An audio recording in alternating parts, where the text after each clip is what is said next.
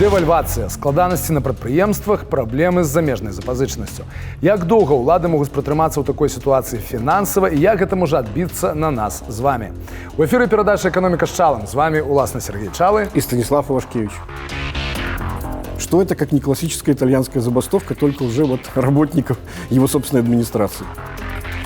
Ну, видимо, теми самыми синими пальцами не будем курс рубля держать. Готов, значит, с протянутой рукой идти в Россию, ту самую, которую недавно, он же рассказывал, есть главная угроза нашему суверенитету. Итак, минулый раз мы закончили страйками, со страйка уже сёння тады и пачнем. Что отбывается на предприемствах, наколькі уладам удалось сдушить протестные страйки? Ну, судя по всему, действительно все предприятия работают. Как утверждают власти, более-менее штатном режиме, по крайней мере, об этом говорил министр промышленности. Как мы и предсказывали в прошлой передаче, на самом деле, скорее можно говорить о том, что эти забастовки перешли в форму вот классической итальянской забастовки. Особенно хорошо это видно на примере Белкалия, когда фактически администрация Белкалия поддержала, значит, требования рабочих относительно того, что необходимо соблюдать все требования техники безопасности, соответственно, там, подготовку рабочего места и так далее, и так далее. То есть, грубо говоря, вот ровно как прописано и в трудовом договоре, и в обязательствах и нанимателя, и работника, и так далее. То есть, грубо говоря, никаких трудовых подвигов не нужно. И заканчивается, значит, эта декларация тем, что таким образом мы все вместе повысим там безопасность и культуру труда. Ну, до речі, патлумачым, што італьянскі страйк гэта калі фармальна людзі ходзяць на працу, але выконваюць усё настолькі паводле інструкцыі да літары, што фактычна шмат такія рэчы не выконваюць. Потому что все инструкции не только, а еще итальянская забастовка подразумевает дословное исполнение поручений руководства. Какими бы глупыми они ни были. Варто згадаць, што у нас былі рэпартажы пра тое, які ціск адчыніўся на кіраўніцтва прадпрыемства адносна таго, каб гнаць вал, таму што больш валюты, і там рабочыя распавядалі, што прыходзіцца і набывать самим лезвие не инструмент, и там розные это еще задолго до протестов было, да. Так. Совершенно верно. А теперь речь идет о том, что нет, извините, как бы. То бок, в принципе, принциповое патрабаванне датрымання усіх стандартаў бяспекі, это может быть на самой справе великий чинник. Абсолютно. Больше того, у меня есть подозрение, что вот режим итальянской забастовки, он теперь начал распространяться не только на промышленные предприятия, но и даже на госаппарат. И это действительно очень интересная история. Она связана с такой загадочной вещью, как появление и потом пропажа постановления Совета Безопасности номер 1 от 24 августа. 25 числа, на следующий день, все ждали появления его официального публикования в правовой базе. Вместо этого появляется сообщение, значит, зарегистрировано, идет обработка. Все, и с тех пор больше оно не появилось. И тогда же вечером 24-го был что-то вроде утечки относительно того, что же в этом постановлении. Я когда увидел этот текст, я до последнего не верил, что это и есть постановление Совета Безопасности. Слушай, я работал как бы в госаппарате, да, я знаю, как пишутся правовые документы. Больше того, я сам многие указы делал, да, то есть собирал мнения заинтересованных, потом, значит, обработка юристом, потом обработка корректором, и только потом это все идет, значит, на подпись и передачу вот в Центр правовой информации. А там, то есть вот я скажу так, почему я до последнего считал, что это фейк. Потому что если бы я задался целью сделать фейк относительно того, какое это постановление, то я бы примерно так его и написал. Потому что там была прямая речь президента. То есть просто бери вот... Без опрацовки, абсолютно. То есть никаким не юридическим языком. То есть формулировки, которых не может быть в юридическом документе. Но они были прямой речью. И только потом инсайдеры мне сказали, что нет, на самом деле это и был настоящий текст этого постановления. Оно, правда, уже как бы не действует, отменено. Но о чем оно говорит? О том, что обычно же, когда первое лицо что-то поручает, да, то есть это все проходит там серьезную обработку, в том числе вот то, что называется защита от дурака, да, как некоторые там плодотворные дебютные идеи превратить в более-менее нечто удобоваримое. А здесь эта защита не сработала вообще. Сказал вот так и запишем. То есть люди, которые, видимо, в НЦПИ увидели этот документ, то есть у них закрались подозрения, погодите, это публиковать нельзя. И вот это к вопросу о том, что... А какие претензии к людям, которые этот документ создали? Мы же полностью все написали, как вы хотели, Александр Ильич. Что это как не классическая итальянская забастовка, только уже вот работников его собственной администрации. Ну і, да рэчы, вось рэжым гэтага італьянскага страйку на некаторых ключавых прадпрыемствах, як это все адбілася на стане прадпрыемству на сённяшні дзень. Собственно, слова самого Лукашенко, который эту ситуацию сам оценивал. Вот. И там была такая довольно забавная фраза в конце его, значит, вступительной речи о том, что, ну, то есть при всех как бы бравурных заявлениях, что все в порядке, да, никаких проблем нет, в конце внезапно прозвучала такая фраза: слушайте, ну, переживали мы такие периоды, выживем и в этот раз. Мир не без добрых людей.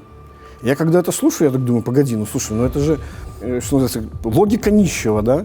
Типа, ну, не умру же с голоду. Мир же не без добрых людей, да? Кто-то ж подаст. Нехто дапаможа. Ну і кажуць, што вы не расейцы, нібыта пагадзіліся рэфінансаваць мільярд запазычанасці. Прабачыць выплаты ў гэтым годзе, перанесці іх на потым. Это как это? Вот тут называется, знаешь, как в знаменитом статусе, все сложно. Я подозреваю, что с этим 1 миллиардом, даже если речь действительно о рефинансировании идет, то есть о чем речь? Да? О том, что у нас довольно большие выплаты в этом году внешнего долга. Половину где-то примерно мы из 3, там где-то около 3,6 миллиардов долларов в этом году должны выплатить, около 2 уже примерно выплатили. Вот, но все равно без того, чтобы выходить на внешние рынки, значит, не получается эта история. Но там очень смешная фраза была, опять же, из уст самого Лукашенко: мы этот миллиард у себя оставим.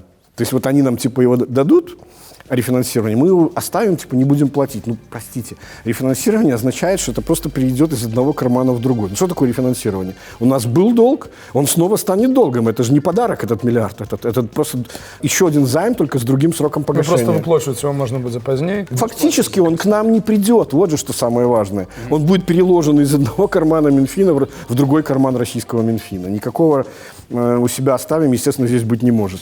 Калі мы гаворым пра валютную запазычанасць, то наколькі беларускія ўлады здольныя ўсё ж таки выканаць свае абавязанні сёлета і заплаціць все Ну, платежи? без рефинансирования, я думаю, что если такой вот, что называется, критический режим функционирования валютного рынка в стране продолжится, то я думаю, что без внешней помощи, то, что называется вот деньги в тумбочке, да, вот ликвидные ресурсы в иностранной валюте в структуре ЗВР, там примерно 5 с небольшим миллиардов долларов, они могут закончиться примерно к следующему году.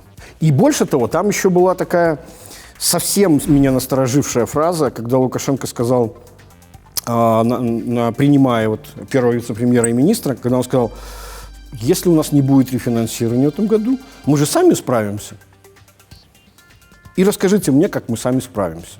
И у меня моментально в голове память о том, как был такой один президент, который внезапно решил, значит, что сами справимся и будем внешний долг выплачивать. Это был Николай Чаушеску. Да. Почему-то сразу после этого Лукашенко начал говорить о том, что мы не допустим обвала национальной валюты. Ну, мы же знаем, у нас же как? У нас словесные интервенции работают в противоположную сторону. Когда выходит какое-то лицо и говорит: мы не допустим разовой девальвации. Значит... Помнишь? И народ сразу: ага, девальвации не будет, хорошо. Короче, и вот там же про это было. Мы не допустим обвала национальной валюты, мы, уцепившись руками, не будем сдерживать курс рубля. Ну, видимо, теми самыми синими пальцами не будем курс рубля держать. А какие, насамрэч, перадумовы для девальвации на сегодняшний день? Оценить потенциал ослабления рубля на настоящий момент не может никто. То, что сейчас, что называется, это ослабление взяло паузу, это на самом деле эффект не наш, это эффект иностранный. Потому что, отрывается, во всем свете доллар падает в дачыненні до остатніх валютаў, у нас ён расце, але, адпаведна, дзякуючы этому расце не так хутка. Меньшими темпами, совершенно верно. Доллар падает из-за того, что Банк федеральных резервов США друкуе гроши для змагання з наступствамі коронавируса. Да, фактически так, да, совершенно верно. Для того, как разогнать те самые вертолетные деньги, про которых Лукашенко постоянно говорит, что у нас их не будет. Аб темпах девальвации можно мерковать по тем, что отбывается на межбанковском рынке. Да, абсолютно точно. И вообще по действиям Нацбанком относительно банков. Ну, мы говорили о том, что ставки на межбанке растут просто, да, значит, ну вот, опять же, я не знаю, что сегодня будет, когда мы записываем эту передачу, но последний день предшествующий заявки банков доходили до 20% годовых. То есть это вот этот экстренный аукцион на 5 дней рублевых ресурсов. Накольки это шмат в поравнании с тем, что было, например, 4% было вот буквально месяц назад. Это гигантская величина просто. Она говорит о том, что ну вот есть банки, которые просто в отчаянии нуждаются в рублях.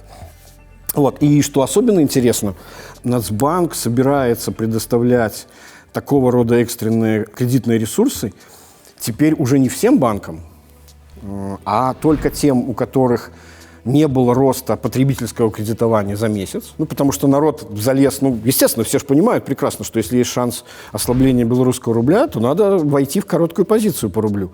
То есть нужно взять кредит, как можно, да, это свидетельство того, что население ждет девальвации, то есть не только операции на валютном рынке, но и рекордный набор кредитов, который точно будет по данным по августу, это будет рекордный набор кредитной задолженности населения перед банковской системой за все время, по которой эта статистика существует.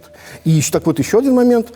Это отсутствие вот этой роста потребительского кредитования и открытая, значит, валютная позиция меньше 5%. То есть речь идет о чем? Вы можете претендовать на рубли только в том случае, если вы этими рублями против собственного рубля не играете. То есть вы сами банки не заходят в валютную позицию за эти рубли. Одно дело, когда они исполняют заявки клиентские, покупая на бирже валюту. Совсем другое дело, когда они покупают от своего имени для себя. Вот это как раз Нацбанк им позволить не хочет. А чему зараз банкам не хапае рублёў? Ну, во-первых, не всем банкам. Вот. И очевидно, что речь, скорее всего, идет о сокращении их пассивов, то бишь о депозитной базе. Пока статистики нет, но аналитики Fitch, которые оценивали, что называется, наш там потенциал кредитного рейтинга, который, по всей видимости, будет в ближайшее время снижен, они говорят, что до 6% валютных рублевых депозитов могло быть из банковской системы в течение августа уйти. То бок, ўсё ж таки Нацбанк зараз спрабуе не друкаваць грошы, да. Але ў выніку не хапае тады грошай банкаў. А вот здесь как раз интересный нюанс. То есть я, честно говоря, думал, что Нацбанк долго сопротивляться не сможет, и все-таки печатный станок будет включен. Вот пока он держится, но финансирование национальной экономики сейчас происходит за счет роста дефицита бюджета. Ну, опять же, вопрос. Когда у тебя есть дефицит бюджета, рано или поздно он же должен чем-то финансироваться. То есть так или иначе, я все равно думаю, что печатный станок должен будет быть включен для того, чтобы все равно этот дефицит монетизировать. Нацбанк пакуль не друкуе грошы, не мае таму прыкметаў, а бюджет выконвае свае ўсе абавязанні за кошт дэфіцыту. Совершенно верно. Марнуе больш, чым зарабляе. Совершенно верно. Як доўга это можа цягнуцца, адкуль будуць ну, во-первых, об этом как раз заявил нынешний министр финансов Сильвестров, когда 25 августа, значит, он был с докладом вместе с первым вице-премьером Снабковым у Лукашенко, и там как раз шла речь об исполнении бюджета. И вот там говорилось о потерях этих 500 миллионов, которых никто не знает, откуда они взялись. И он как раз говорил о том, что, по министру финансов, что ну, мало того, что у нас в этом году и так бюджет планировался с дефицитом, впервые там за много-много лет. Ты же помнишь, мы накапливали кубышку, которая, в принципе, сейчас активно тратится и, похоже, уже растрачена. Вот весь этот запас, который предыдущими годами был. Он должен был быть 900 миллионов белорусских рублей. Его в этом году еще задолго до выборов повысили плановый дефицит до 2,1 миллиарда белорусских рублей. А сейчас Сильвестр говорит о том, что из-за падения доходов, из-за необходимости по-прежнему финансировать обязательства бюджета, до 4 миллиардов долларов этот дефицит складывается и по итогам года может составить около 5 миллиардов. То есть вот о чем идет речь. Это на самом деле совсем немалые суммы, честно тебе скажу. И что особенно, кстати, что особенно интересно было, вот как раз-таки, там же смысл какой? Все совещания уже у нас как проходят? Нам показывают, что говорит Лукашенко, не показывает ответов министров, и потом они выходят и уже журналистам рассказывают, что было. И вот когда выходит Сильвестров, все ждут от него, что он сейчас расскажет, как у нас там с внешним долгом, а он внезапно приходит и говорит: а вы знаете, а мы в этом году все равно, несмотря на все сложности, исполним все социальные обязательства бюджета, а именно зарплаты бюджетников и пенсионеров. И все таки погодите. А при чем здесь зарплаты бюджетников и пенсионеров? Это мне, кстати, снова напоминает историю 2011 года, да, это к вопросу вот снова о словесных интервенциях, да. Помнишь, когда летом, опять же, 2011 года смели, мало того, что товары длительного пользования, но начали закупаться там гречкой, ну, то есть то, что долго хранится, да, и вдруг тогдашний премьер-министр Мясникович выходит на публику и говорит: я не понимаю вообще, что за ажиотаж происходит на потребительском рынке. У нас все в порядке с уксусом. И все так: ах, еще и с уксусом все в порядке. Хорошо. То есть здесь примерно то же самое. Мы исполним все обязательства перед бюджетниками. Ах, и перед бюджетниками исполните. То есть о чем идет речь? В смысле, люди, когда чуют «выканаете», яны чуют «не выканаете». Есть проблемы, да, есть сложности. Вот что это означает. На фоне такой напруженной політичнай ситуації ў краіне, напэўна, ўлады будуць старацца ўсё ж такі неяк задобрыць бюджэтнікаў хаця б некаторы час. Але ці ёсць на это ресурсы? Послушай, тут мне кажется, что бюджетники уже далеко не главный приоритет. Сейчас главное задабривать нужно других бюджетников. Силовиков. Именно так, да. Ну, апрача унутраных эканамічных чыннікаў, тут грае ролю яшчэ і пагроза санкцыяў. Совершенно верно. Ну, канкрэтна санкцыі пакуль што ўводзяцца не супраць беларускай эканомікі, нават не супраць галіну беларускай эканомікі, а супраць некаторых людзей, прадстаўнікоў улады, але тым не менш. Однако угроза эта существует. И то, что она существует, это косвенно признал сам Лукашенко, когда посещал в Орше вот это вот недавно созданное предприятие Савушкин Орша, и там вот он сказал внезапно: вот мы им сейчас покажем, что такое санкции. Им это заходникам. Да. И дальше, значит, идет прямая речь Лукашенко. Наши транспортные потоки составляют до 30%, значит, доходов бюджета, что, честно говоря, мне кажется, мне кажется совершенно диким, потому что мы в их товарообороте занимаем там примерно 2-3% всего, то есть мы там глубоко не первый торговый партнер, где-то на 7-м месте примерно, первым, естественно, Россия, дальше страны Евросоюза и так далее, но там особенно смешная была вещь по поводу того, что, значит, вот они там через нашу территорию сами что-то возили, и дословно, а по санкционной продукции... Литовцы про нашу... сами. По санкционной продукции пусть даже не мечтают. Это, маўляў, что теперь больше не будем дозволять вам заниматься контрабандой. Ну, мало того, что это признание фактически в существовании этой контрабанды, но вообще на минуточку, давай вот задумаемся. То есть Лукашенко грозится санкциями Литве в ответ на санкции, которые может ввести Литва, значит, грозится остановить поток санкционных товаров, которые были запрещены противосанкциями России в ответ на санкции Евросоюза, в том числе Литвы. Я ничего не упустил? Вот такая сложная цепочка, чрезвычайно, да? Еще и мы грозимся переориентировать свои потоки транспортные с портов Литвы в какие-то другие порты. Ну, какие? Я так понимаю, что это Усть-Луга, вот та самая, которую Россия долго предлагала. Я, честно говоря, с трудом представляю себе, как такое возможно и какой экономический смысл в этом, потому что транзитное плечо там раза в 3 длиннее, соответственно, дороже. Вот. Мало того, что этому явно не обрадуется тот сам Белкалий, потому что он там покупал часть терминала, там несколько сот миллионов долларов он вложился для того, чтобы, вот, собственно, переваливать свои сыпучие грузы. Совершенно верно, да. Но особенно смешно это то, что мы же использовали порты Литвы для поставок, альтернативных России поставок нефти. А теперь представьте себе ситуацию, если действительно эта угроза будет выполнена, как вы себе это представляете? Альтернативная нефть пойдет куда? В российские порты, чтобы быть альтернативной российской нефти? Атрымліваецца, што некаторыя лічаць, што это пагроза Лукашэнкі зараз, это можа быць таксама прыкметай таго, што ён пайшоў на некаторыя саступкі перад Расіяй. Ці прынамсі анансуе, што гатовы на іх пайсці. Ситуация такая, что, в общем-то, весь пафос нашей сегодняшней передачи заключается в том, что без внешней поддержки, в общем, как бы деньги закончатся довольно быстро.